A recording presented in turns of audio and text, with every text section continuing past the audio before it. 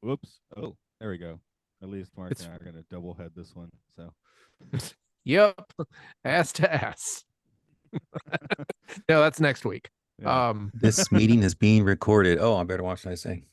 yeah. Well, Mark well, just said ass to yeah. ass, and then I'll be next week. Yeah, Matt can edit whatever Why would I edit whatever that? it is. Oh, you mean the other one? We Yeah. didn't even have a proper opening Anything last time, as else? I I don't recall. know. We just kind of fell into it.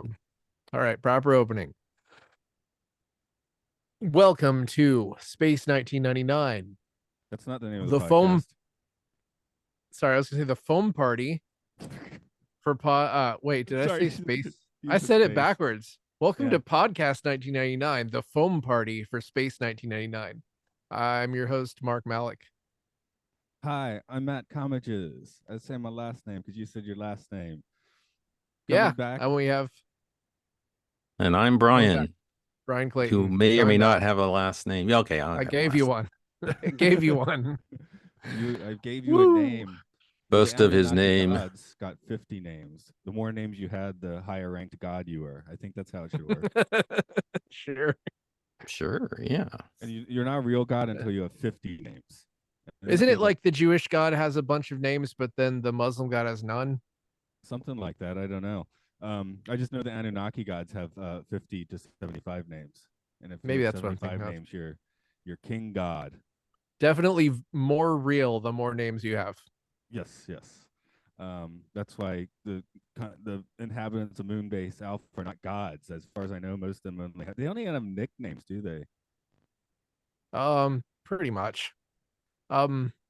So I'm feeling good. I've got a new improved webcam, which cost me $10. That's how All bad my right. webcam was before. I'm returning a microphone today. Oh, really? Yeah, it's all Not the one you're using, I hope. In Japan, that you just do that? it's all parceled up. Yeah, You turn microphone after using it for a month. Sorry. yeah. Because you told me it sounded the same as my iPad mic, so there was no point in keeping it. Right. That's You I don't know, know. Shop if talk is at least spend this more is than how $100 for a microphone, people. this is how For America works. podcasting. Is that I bought something that didn't work and I returned it to Guitar Center and they just put it back out. They Okay, just went and sold it. why not? It's now for sale again, even though it's Someone's- broken. Someone can resell my mic. It's not non-functional, it's just crappy. Sorry, Oh, this moving is on. non-functional. You said you had like Yeah. a whole like space jizz ball of trivia or something. Yes. It's trivia just shooting like ropes all through this podcast. We're already editing this one. Okay. I guess so. This episode was 20th in production order. Charles Creighton is back to direct with Christopher Penfold writing. You last saw this duo's work in War Games. And you'll see one more episode featuring their contributions this season coming up, Dragon's Domain. Penfold will have one more of his scripts used in season 2. Creighton will be back to direct 6. As you may recall, during the production of the End of Eternity, there was so much friction with Abe Mandel and ITC New York that Penfold was demoted from his position of story consultant. This episode, the camel's back broke and he left the series entirely. The 2 scripts of his that were made after this were made into episodes without his involvement. Particularly, Dragon's Domain was supposed to star Alan Carter, and you will see that it does not. The original concept for this episode began with a discussion about firefighting foam between Penfold and art director Keith Wilson, with him deciding that it would be interesting to visualize Alpha being threatened by a similar entity. There was a lot more foam in this episode than originally intended. The foam machines were so loud that the operators were unable to hear Crichton's instructions to shut them down. According to the cast, he ran into the corridor screaming, "Stop the bloody foam!" waving his arms, but then ended up engulfed by it. It took 3 minutes to find him, and he looked like the abominable snowman, which amused everyone except for him. Additional footage for this episode was filmed after the rest of the season had been filmed, making this the last episode to be completed. Yes, this is the aforementioned foam sequence. It took longer to be completed than planned and actually started overlapping with the rap party, which some actors were anxious to join. If you recall, this is the same rap party where Jerry Anderson announced that he and Sylvia were divorcing and she would not be involved if there would be a season 2. And there would be. That stayed in the phone. Yeah, that additional footage was filmed under similar circumstances as the ending of The Last Enemy. The original script had the crew putting on spacesuits and opening the airlock so the moon could peacefully pass through the brain without harming the brain or the moon itself. It was decided to make the conclusion more dramatic and indeed more violent. Our primary guest star is Shane Rimmer as James Kelly. He was a Canadian actor born in 1929 and also a screenwriter, and was possibly best known as the voice of Scott Tracy in Thunderbirds. You can also catch him in many works such as Whoops, Apocalypse, Morons from Outer Space, and Gandhi. Okay, also Superman 2, The Spy Who Loved Me, Rollerball, and Batman Begins. You can hear his voice over the radio in 4 previous episodes and 2 future episodes of this series, all uncredited. So maybe Scott Tracy is somewhere working on Moonbase Alpha. However, Rimmer passed away in 2019 at the age of 89. Guest I just starring have to throw out. I think it was a different podcast, but we were just talking about the first time you watched a movie that you knew was bad. That might have been Morons from Outer Space. I remember as a kid seeing that on the VHS and being like, "That has to be good. That sounds great," and it wasn't. So Wow. review made. Hey, okay. Yeah, I think it was 85. Is that right? Okay, I was about to say 6-year-old Matt, so that works out. Mm-hmm. All right, and guest starring as his wife is Carla Romanelli. If you hadn't noticed, it's another Italian. She was born in 1949 in Arezzo, Tuscany, Italy. She started mostly Italian productions, and her screen credits end in the mid-80s. You can see her in Shanghai Joe, Steppenwolf, and The Sensuous Nurse. This is her only appearance in Space 1999. And that's the trivia. That's the trivia. Here's the summary. I guess he does a lot of voiceover work. I think he was in a couple other James Bond films too. He was in, he did a lot of cartoons towards the end of his life, I think. Well, he was in Diamonds Are Forever, but his voice was also in You Only Live Twice and Live and Let Die, apparently. So he was around, was it Pinewood Studios or something, just hanging around, doing voices, popping up and things. That'd be cool. But it's just, he was just hanging out. Hey, do you need my voice? I'm from Canada. Hi. Anyway, moving into this episode, this one thing I thought that was interesting for this one. This is kind of like their slight subversion episode because there's like 5 plot elements. Where oh my god, not again! But then they all kind of tweak a little bit. Yeah, this is like the bouquet of tropes from this series. But then they tweak the tropes, right? Like, because I'm like, oh my god, I like, what did I write? Not Kelly. Now he's got a new brain. At least it's not like 2 brains. Not his lady. Kelly's gonna kill like at least 3 people. So I was definitely, don't touch his brain. I was expecting him to kill at least 3 people, which he does not do. He comes around and helps the moon base, and then he dies. So that is a twist on the trope. Alien interference, a hapless crew member who you just met, a distressed wife, an eagle. So there's a decoy full of explosives. Another twist I like is like, what was it, Collision Course, where they really, the thing to do is to do nothing. So I was like, oh, is this another, they need to do nothing?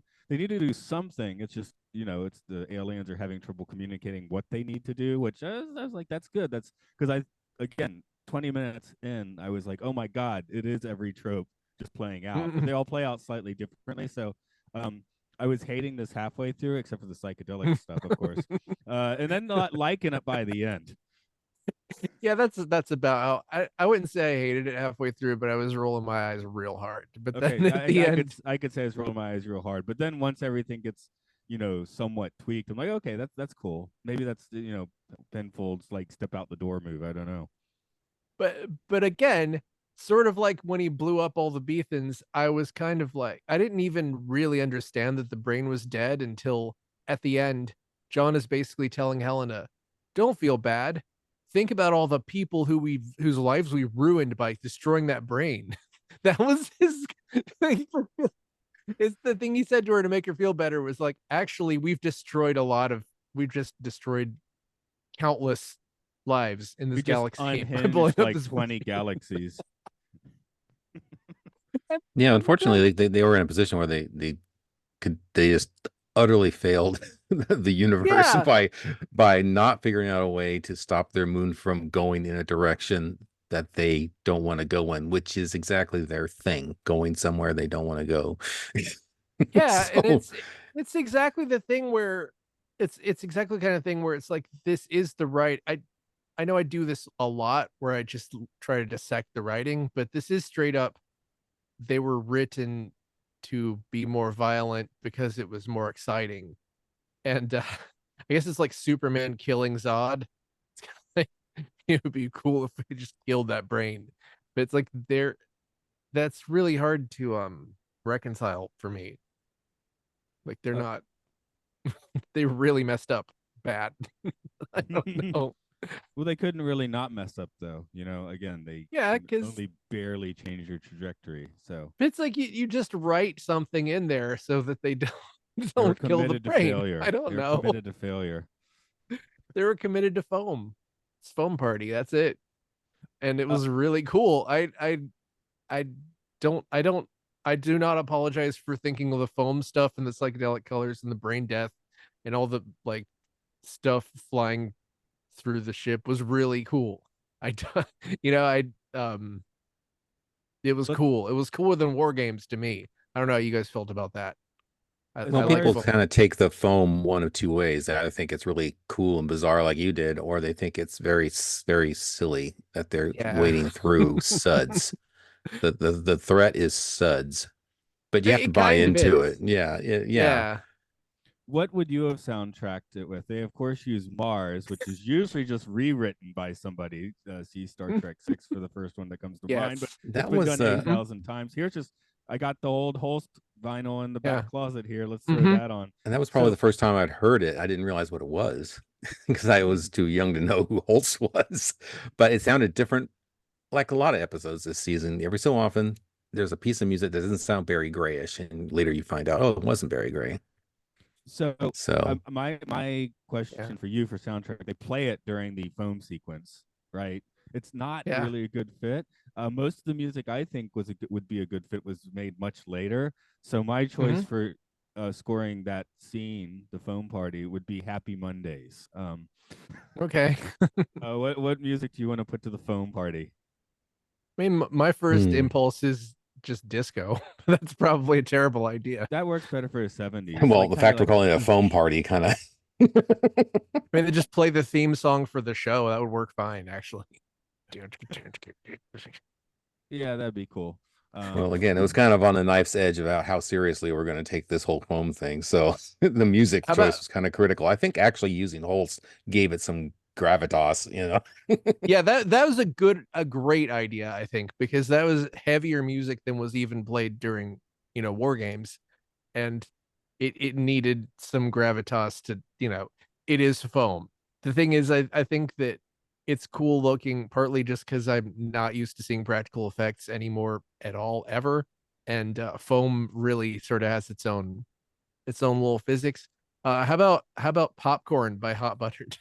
Hot Buttered was Hot Buttered, right? I think it was You just know, hot butter. Yeah, I remember popcorn. That could be cool. Yeah, sure, why not? I'm amazed Yeah, you guys that remember popcorn. Okay, I'm going Happy uh Mondays. You're going popcorn, and Brian, you're keeping the Holst then. Yeah, I kind of like the whole. I can't think of another alternative. I mean, if I wanted to go really Although I wacky, want I'd pick some ABBA song or something, if I want to call it a disco I like the situation. planets. I like the planets, but it's yeah. always annoying to hear because I play in orchestras and stuff. But orchestras rarely play that. I mean, like amateur ones, or because you need just like an insanely large orchestra. So That's also pretty hard, right? And isn't it like the beginning is really dense and then the end is kind of sparse, so you'd probably be bored. yeah, and you need lots of like obscure percussion instruments and stuff and celestes and Uh, stuff. So mm. it's not something that just the community orchestra plays. Yeah, I You mean, you can get away with Beethoven with 30 people if you have to. So like any analog bleep bloops would probably work too. It's yeah, there. It's a great sequence. I love how it looks. I love the colors.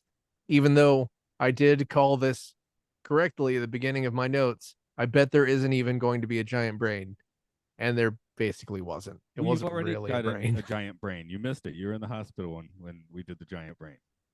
That is true. You're right. We did, and we get another brain That next should have been season. called Space Brain.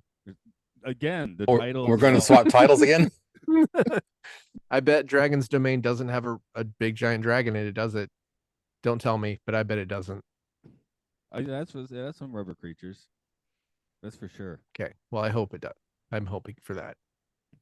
Just want a big drag. I forget this is like pre-Muppets, so you just didn't, or maybe not pre-Muppets, but pre-Muppets show where you wouldn't necessarily have like a, big giant thing for anything you want, anything you reference. I should put Muppets into Space 1999, like just in main mission.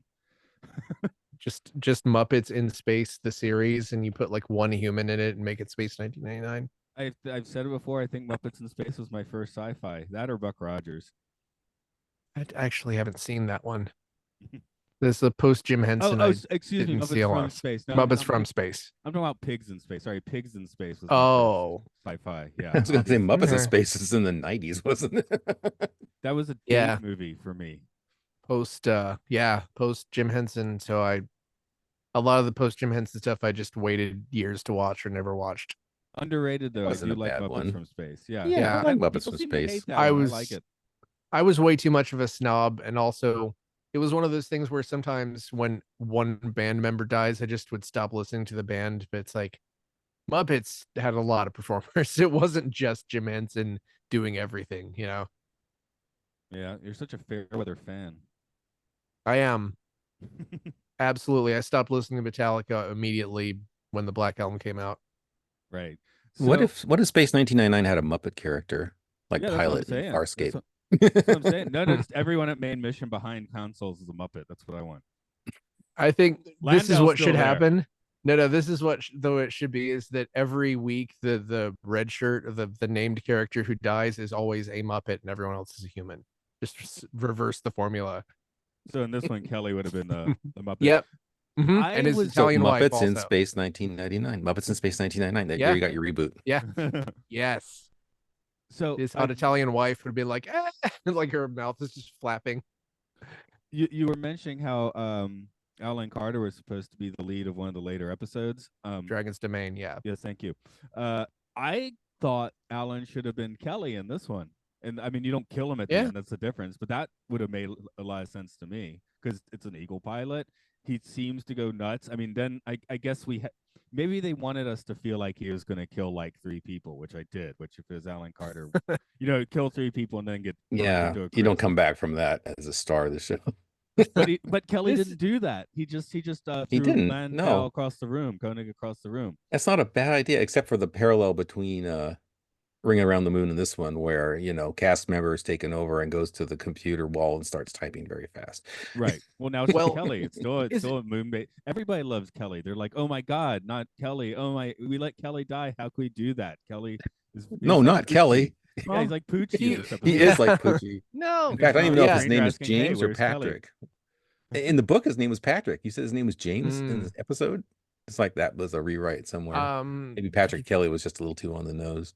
James, it says James here, but I mean that could have been a typo in IMDb. I have no idea. They like to do that in the 70s. Like, what is it? They changed it from Bruce Banner to David Banner because they thought Bruce sounded effeminate, which I don't think. I think Bruce sounds like a manly. Hilarious. Hey, Bruce. How's it going? The funny thing is, I pointed this out on some social media post, is that the Avengers are named like Bruce and Natasha and Tony, and those are names that you will not find anyone like under the age of 50 with those names, but you might meet someone named Rocket. Yeah, that's the fun. It's the funny thing is it's based on material that's so dated now that's like there just isn't. I've never met anyone named Bruce. Or very few people named Tony. I've met people named Tony, but not a lot of them. It's like it's weird. Maybe it's time for it to come around, and there'll be a new generation of Bruces and Natashas in the world. Maybe, or they'll be named Nebula and Rocket and Thanos. This is my son, or whatever. Groot. Yeah, you can't name your kid Thanos. Come on, you name him Groot.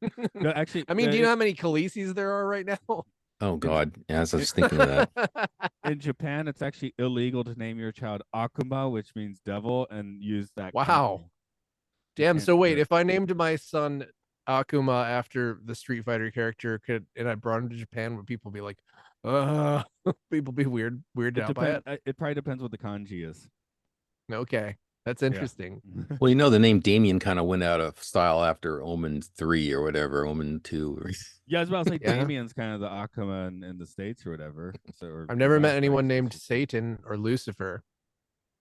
Someone's Either got to there, be called Lucifer. someone named their kid Hitler once. I A think. friend of mine has named her kids Lucian and Damien, I think. Okay, That's there pretty you go. cool. I thought I you had a She's were friend- gonna say leaning right into it. I had a friend named Seth, and he knew the origin of the name Seth was apparently sort of like a chaos demon or something, which is pretty cool. And also, I think Jessica is like one of the only names that you can name someone that does not have a Christian origin because Shakespeare made it up, which is pretty cool. So I know a lot of Jessicas though. Kazuhiro like made-up names wouldn't like be that. a biblical Yeah. name. I don't know. Yeah, we're all biblical over here. Well, Brian Yeah. might not be, but I don't know. You're probably in there Nope. somewhere. Life of Brian. Oh yeah, yep. Yeah, you're literally Jesus. But Space Jesus. Too bad that one's on the Films and Films list. I would do that one. For yeah. Brian. Might have a thing or two to say about that. And this episode starts off with everybody doing puzzles. It's like it's solitary puzzle day on Moonbase Alpha. Is that supposed to be like, are they doing a brain check, or is that just like, hey, let's all do puzzles today? Koenig breaks the puzzle record because he's the best. So he goes to bed. And then they're like, he's Koenig, darn it. He can do it. Yeah. Because he's done it 20 times. He's like, it's the only puzzle we have, which even Dr. Steve Brule says you can make your own puzzles and then solve them. I am not really a puzzle guy. I don't know how you guys feel about it. But how do you feel? Do we know what the puzzle he did was? It looked like some kind of like 19th century painting. They didn't get super close up on it. In the book, it said it was The Visitation, which I believe is a reference to a famous painting, but I don't know my famous paintings very well, so I couldn't say offhand. Okay. Oh yeah, that's a so-and-so. It's a Rembrandt or something.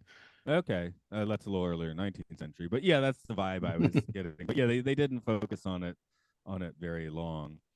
But I guess that's kind of the like somehow in especially Next Generation they'll have an opening scene and then that kind of plays out through the episodes. I guess that's what this was like. Here's a puzzle. I guess we ran out of puzzles. Here's a big puzzle for you to solve because what is on the fritz? What is showing all the cyber jibber jabber? Because they're like, check it with computer. I'm like, isn't computer screwing up? You can't use computer. Computer. I was a little confused. Yeah. I was a little confused through this entire episode of. I don't feel like that it was super well explained. Anything that was happening. When it first starts happening, Koenig can't use comms, but like 3 minutes later, like whatever is still on the fritz, but now comms work. So I'm like, what's going on here? I mean, yeah, and also all they have to do is restart computer at one point so he could do the mind meld. I mean, the symbiosis. The Neuralink. Right. But I guess they were trying to do both things because Kano is still trying to get computer to work, where Victor and Helena are now using notepads and pencils. So I guess they were just like, hopefully one of these methods will work. Yeah, on paper or getting computer to work again.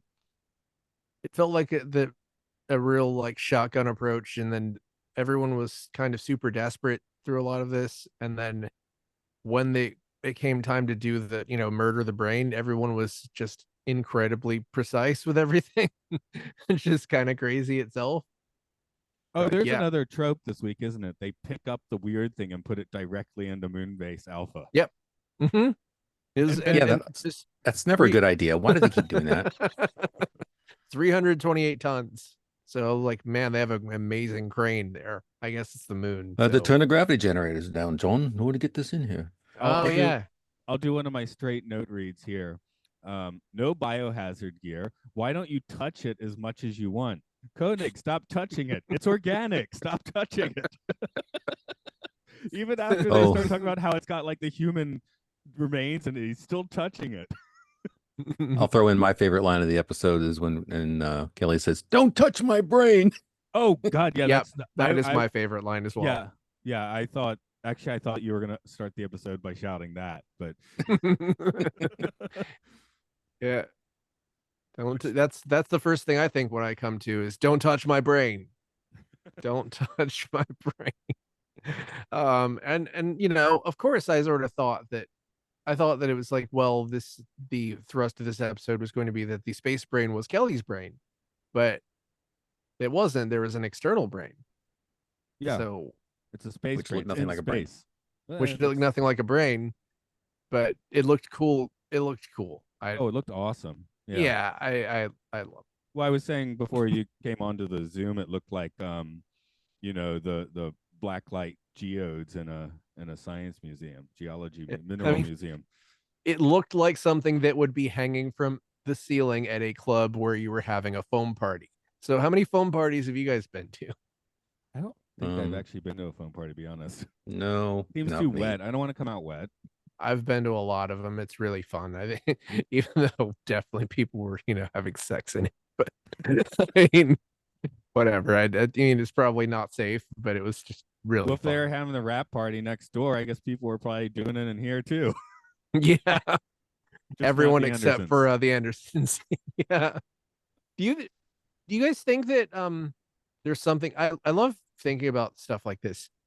Every like most doomed guest characters are married in this season, Yeah. and then the Andersons' marriage falls apart. So do you think it Yeah. was just sort of making its way into the show?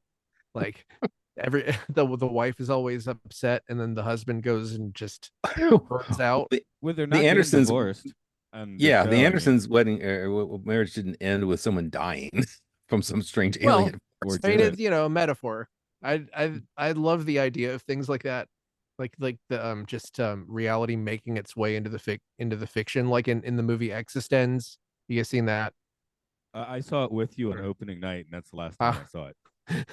I was just gifted the 4K disc of it for Christmas, and excited to rewatch it. But yeah, a lot of the theme of that was that they're going into like different depths of VR, and then they come out of the VR and they're like, lots of themes of people getting assassinated in this. It's really disturbing, and then somebody gets assassinated. Yeah, just to throw out, Sorry, sometimes, spoilers. sometimes the question comes out: what kind of body horror does Matt not like? Existence, which is probably Okay. why I haven't watched it again. Good movie. I'm not saying Mm. it's not a good movie, but it's that's the body horror I don't like, so I haven't gotten I'm back to it. genuinely, for your benefit, I'm like taking Videodrome off the table as my birthday movie as one of my birthday movies for I'll take. other I'll podcast. give you a video drum.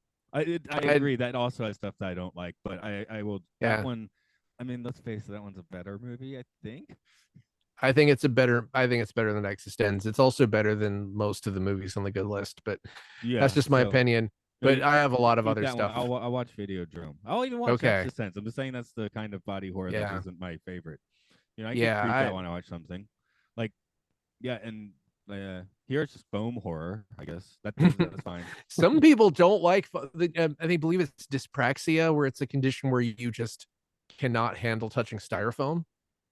So I mean, I think Oh, those my people, my there are wife people has who a condition very- like that. She can't touch foam rubber and things like that. And velvet. Yeah. There's a certain textures that will just drive her up the wall if she comes in contact with them. So Well, Yeah. when we finish So this, that- I'm going to go to the school that I work at. I'm going to clean, and there's the one that you use to wipe down the whiteboards. When I touch it, it's but it's next to a sink, and once it's wet, it's fine. But when I touch it, it's like the worst feeling. I mean, I hate the feeling of like my fingernails scraping against things to the point that I keep my fingernails very, very short. But that I don't think that's very uncommon. Mm.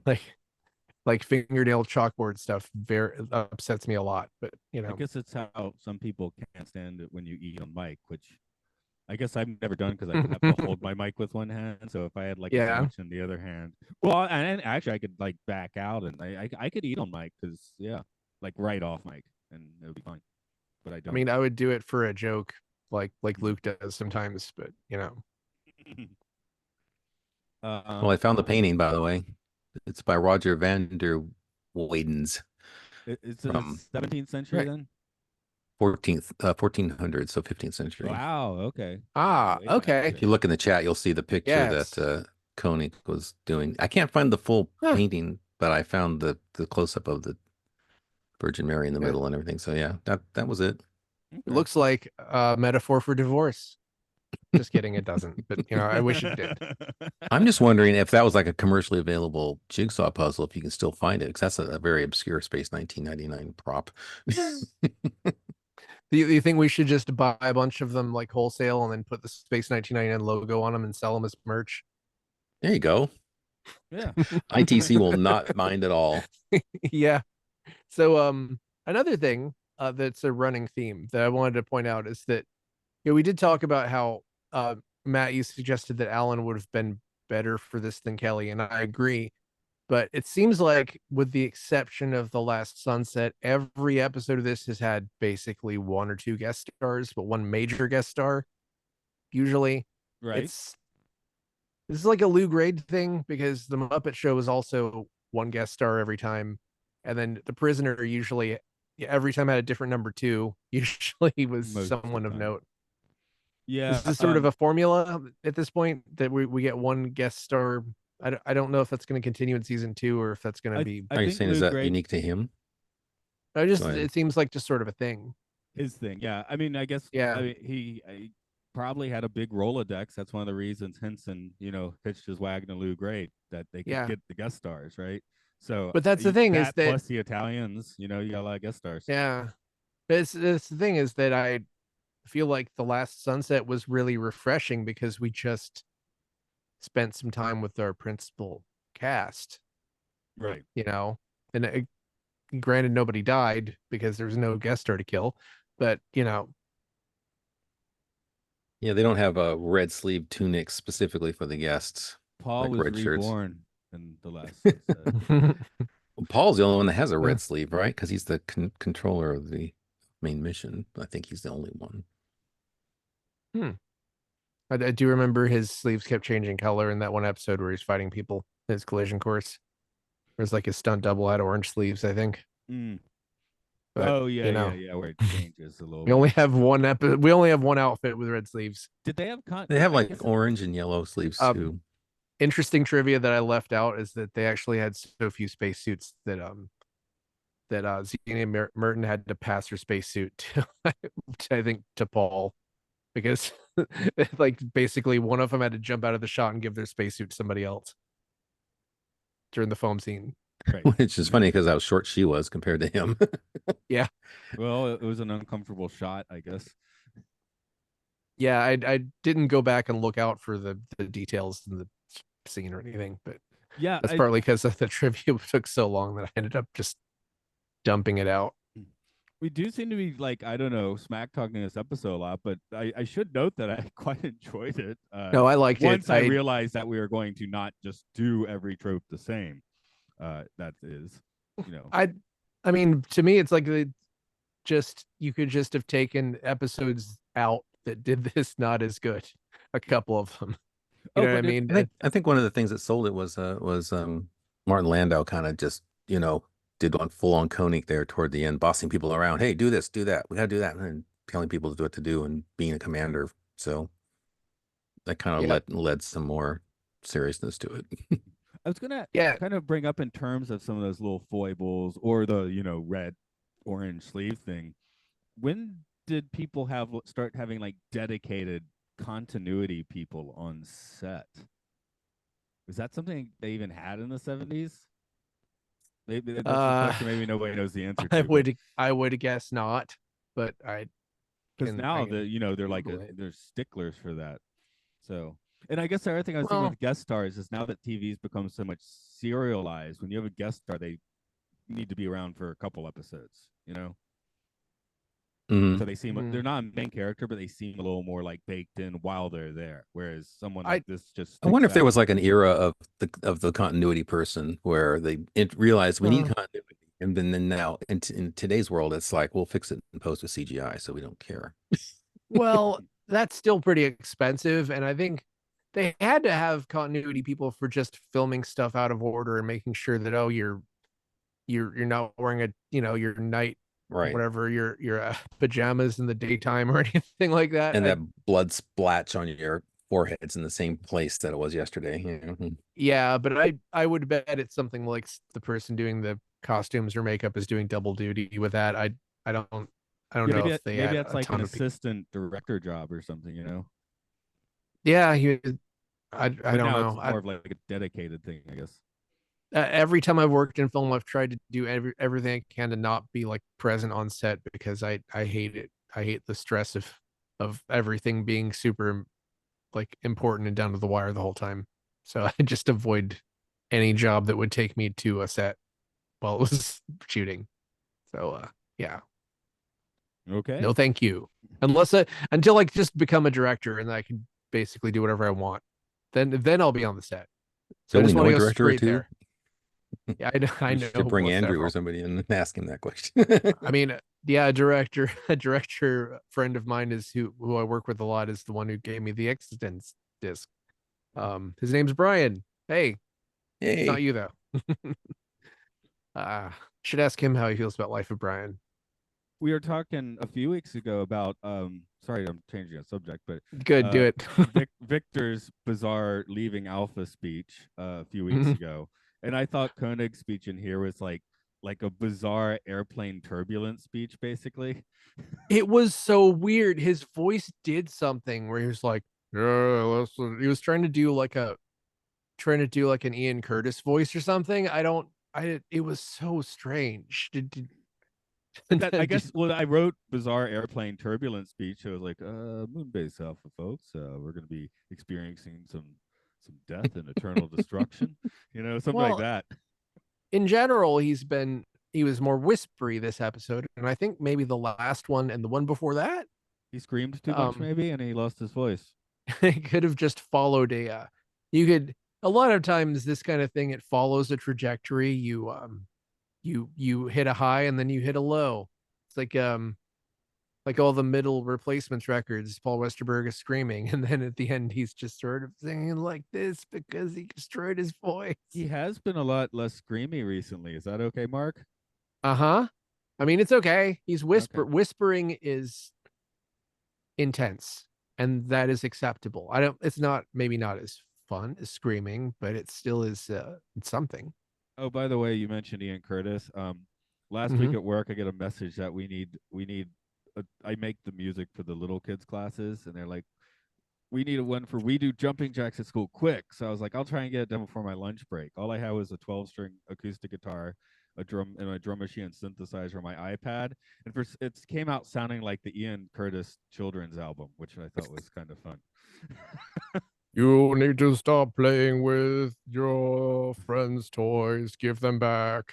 It was kind of like you know, the original song, because there's like we want to have our own stuff, not copyright stuff, and it's like kids Yeah. chanting. I'm alone. I have no coworkers at this time, so I'm like, Yeah. I can't sound like a kid chanting on my own. So it came out sounding like Ian Curtis instead, which was kind of weird. Okay. So Sure. Joy don't you have Division a for the harmonizer or children. something? Throw your pitch up way in the air. Well, you know, when you use GarageBand, you can change the drum. So I played it on one thing, but didn't like it, and I ended up on the Simmons, right, where one of the drums came out as that, like that sort of thing. So that really I did like it. the Simmons. Yeah. Out But of the anyway, that's more music talk. For that might be too deep. So music talk. I'm selling all my drum machines right now so I can just buy one after selling all the rest of them. well, And I'm save very space, stressed out about that. save space. Okay. I think less is good sometimes. Just less Sure. stuff. Minimize. Yeah. Any other big observations you guys have? I think I got through most of my notes. The last note that's fun is see Kelly, people listen to you when you aren't trying to suplex them. Well, this is apparently is just another chapter in Alpha's destiny Of destroying thousands of worlds because of this equilibrium space brain that they just failed with. Well, yeah, the space brain, I think, becomes part of the mythology in kind of the later, you know, novels and things that came out with. Like it is one of perhaps many different brains that each controls part of the universe. And I don't know where they're going with that. I can't remember. I wish I had a more succinct synopsis of those novels at my disposal so I can kind of tell you what they were doing with it. But yeah, I think it was part of the world building they were trying, or the universe building of Space 1999 was trying to come up with some, you know, things out there that they can maybe reference later. But I think it was more of a Johnny Byrne thing, maybe. I think he was involved less in the show later. And so then, of course, we changed producers and we've got a totally different feel and vibe for season 2. So a lot of that stuff, pretty much all that stuff got left on the table at the end of season Yeah. 1.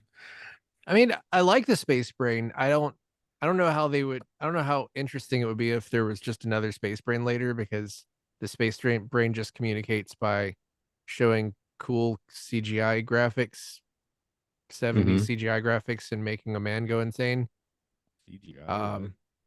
Yeah, it was CGI, like the computer, whatever. Oh, CGI, you mean the computer stuff? Yeah, Well, computer generated imagery. Was that computer generated? I thought they were actually probably think just it was flashing plates up there. I mean, it was just computer. I think it was just someone typing a bunch of things on a computer and Yeah. they sped up the footage, because you remember, didn't you ever do, like, when you had basic programming, you just made a program that would just make like an elevator and you'd be like, line 1 go to line 10, and then line 10 would be the bottom of the elevator, and you just hit a button and it would go run through the program. I have a vague Just memory stuff of like doing that. that sort of thing. I couldn't program in BASIC now though. I think it's funny that some aliens feel they need to take over Alpha by taking over the computer and then taking over the humans through the computer, like Guardian of Puri, and then this one where they take over, and then in Triton, the Ring Around the Moon, they take over the human and they take over the computer through the human. And here they're Neuralink. So I should quit saying the words. Yeah, it's also I'll call that classic man to guest start a computer. The guest start a computer pipeline. It's like, oh boy, but well, I guess we should just enjoy it, because I guess season 2 will be worse tropes than this. And well, maybe more rubber suits though. That's fun. I do love rubber suits, and I love foam, and I love flashy bright colors. Let's put this one on our percentages with existential dread versus sci-fi fun. Is it my turn first? I'll go first today. Yeah, you go first. Right. Nothing with this much insane foam and bright flashy colors, like you said, can be under 50% sci-fi fun for me. So I'm going 40 dread, 60 fun, foam fun. I'm gonna go 90 fun, 10% dread, because you like foam. I've been to more foam parties. Yeah, I have. And it's like, I don't care about Kelly. I'm sorry. And I don't really care. I don't feel like I know the brain well enough to care about it, but I probably should. You just take it out to a pasta dinner. That's the thing. It just didn't occur to me that the brain was totally just murdered until the very end. And Koenig's bizarre speech to Helena to make her feel better. I thought they were gonna pass through it like a collision course again. Another trope subverted though. They failed. They just killed the brain. I mean, they might have killed the spider lady. Who knows? We don't really know if she's alive or not. I guess that's where I was like, it's got, for me, I have to make the dread number count because of that sort of stuff. So that's where my 40-60 split comes in. Brian, how about you? Yeah, I was gonna say it starts out pretty existential dread. Well, of course, once again, the total destruction of Alpha is imminent, and so something has to be done. We're trying to figure out what to do, but then it takes a hard turn when the bubble machines come on. I think a lot of people just cannot absorb the fact that that suds are taking over Moonbase Alpha. It looks silly, but it's fun. I don't know. I probably fall between somewhere having maybe 66 fun and 33 dread or something like that. 2/3. Nice. Yeah, sure. Yeah. One thing I forgot to mention is that, Brian, you probably remember this better, but Eagle 1 is destroyed in this. So again. Okay, yeah. So is it basically, do you redesignate it? Okay. This, like, I think they just renumber them. Somebody goes around every episode and takes the sticker off of one and then puts it on the next one. And then, it's not like baseball where they retire numbers. Yeah. Or where Eagle 73 just gets bumped to the top. This is Eagle 1, and now they have 72 Eagles or however many they're supposed to be on the base. Keeping a bit of that prisoner numbering system in play. We were going to do a count, weren't we? We're going to count the number of Eagles that were destroyed throughout the series and see how this adds up. We really Hey, they could recycle this one. They could recycle Eagle 1. They got it. It's right there. They just have to melt it down. they can only, there's just the one sticker is just right there on top of it, but everything else is destroyed. Yeah, it So wasn't they just destroyed, pull it off. it just hard crashed on the moon. You can, maybe you can salvage. Just crushed into a ball. Yeah, what wasn't that the point though? Was that it was crushed into that like weird tumor thing? Oh yeah. They said there was human DNA in it. Right. Mhm. Oh yes, good point. There was another one that crashed, wasn't there? Yeah, okay. Yeah, I guess they probably buried it, seriously and solemnly outside the base somewhere. outside the base. Keep it right in the base. That's Those two guys, moon in base honor of those alpha two way. guys, who I don't remember their names. Those The two guys pilots. who are less important than Kelly. They'll put That's in right. like a major like corridor junction so people can pass it on their way to work and touch it. Just it's like 9/11, like you just put it in the middle of the base with like on a pedestal. Yeah, And you talk no, with not a on a plaque. pedestal. It needs to be easily touchable. That's Yeah, the moon base alpha way. it's on a short pedestal and you can touch it. Okay. Yeah, If they did that, then it would be like this a setup for a sequel. Like people are walking by and paying their respects to it, but then there's a little piece of the brain still alive inside of it, and that's where it starts all over again. Yeah, that's awesome. That's which if they didn't keep it in the base wouldn't have been an issue. But that's what happens is that Balor from a few episodes ago comes back and he takes the space brain ball and then starts conspiring with it. there's a book sequel with Balor, you say? Yes. Does he float out from space directly to the airlock? I hope that's how he shows up. As I recall, it's one of the very first of those novels. If not the first one. I think he's out on the lunar surface somewhere, and he somehow very, very slowly finds his way into a tunnel and finds his way back into the base because he's immortal. That you can't kill him. So there was definitely a sequel what thing I there. said, I guess. Yeah, and then he starts to wreak havoc in some different ways as opposed to just openly going around and I just killing find people. him like coming straight down to Alpha, like General Zod style or something. Oh, I want him to show up with new paintings. Just like, I made these, and they're all paintings of like Koenig just drawn and quartered. I made new paintings. By the way, that is Superman, but I was terrified of the Phantom Zone as a child. Oh, it is a scary concept. I was scared of remember The Greatest American Hero, where there was some episode where they were in some kind of like astral closet or something. He was like fighting a dude in like a green room, basically. That scared the hell out of me. Yeah, that sounds like Trek's the alternative. That scared the hell out of me. That one. Yeah, I I'll don't have to watch that show again. It's been so long, I don't remember. Yeah, me too. I watched all of it when it came out, even though there were a lot of better shows that I did not watch. But it was well. The thing is, that show was kind of cool and ahead of its time, in that it was a little subversive, and the guy was kind of a schmuck. I had, that was my Halloween costume when I was 3 or 4 years old. Yeah, but it's really cool though. It's something where I think people like current generation would appreciate that because of that, because it's not just the privileged, Superman baby who's a farm boy with perfect morals and superpowers and can throw the earth. I really liked Robert Culp in that. He was a lot of fun. Yeah, it was a quality setup. I just haven't watched it in so long. But also, what terrified me probably even more was the Mork and Mindy episode where Mork shrank until he became somewhere else. That terrified me like a lot. I assume that was the final episode of the series. No, not even close. Should have been. The final episode of the series, they were trapped in like the past, but they're trapped in something else. Okay, still. But the reason, the reason that they were trapped is because the show got canceled. It has nothing to do with any plot. It's just sort of like Quantum Leap got canceled. Yeah, that's another. And that's why they put that little card. They put that little card up with his name misspelled. That said he never left home, which I've said before on podcasts that I think is cool. It's cooler to say he never came back home than to just wrap it up in some schmaltzy way. Like it's a statement, he just kept doing stuff, kept leaping. Just keep leaping, listeners. When did you start talking about Mork and Mindy and start talking about Quantum Leap? I missed that transition.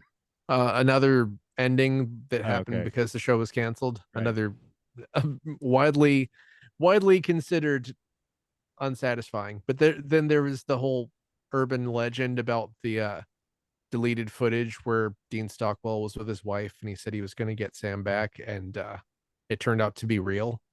Like it surfaced on YouTube, I think 2 years ago. Oh, okay. There you go. That Get was your satisfying wild. ending. That was wild. Like I don't know if do you guys didn't follow that stuff at all? Nah. Yeah, it was like, that's one of those things where you do not believe something is real and then it just is. Anyway, Okay. I if guess you that. if you want things that you can believe in that are real, you can go to patreon.com/podcastia and find some deleted scenes of us finding our wives and talking about how we're going to get Sam back. And also you could give us some money to try and get Sam back. And also you find other podcasts such as Films and Filth, Citizen Game Podcast, Lucas Pokemon Game Show, Time Enough, Twilight Zone Podcast, Occult Disney, and that is Hyrule Field Report. And that is all of them. Okay. Well, Mark, we failed. We failed this podcast today. It's a failure. What? But that's all I do. But you know what? At least we killed that big giant brain. Yes, at least thousands of lives have been destroyed by this podcast today. So take solace in that. Yep. And you know what? Have a foam party. COVID's over. Oh, I know the would have made this episode even better if it was called Space Brian. Wait for season 2.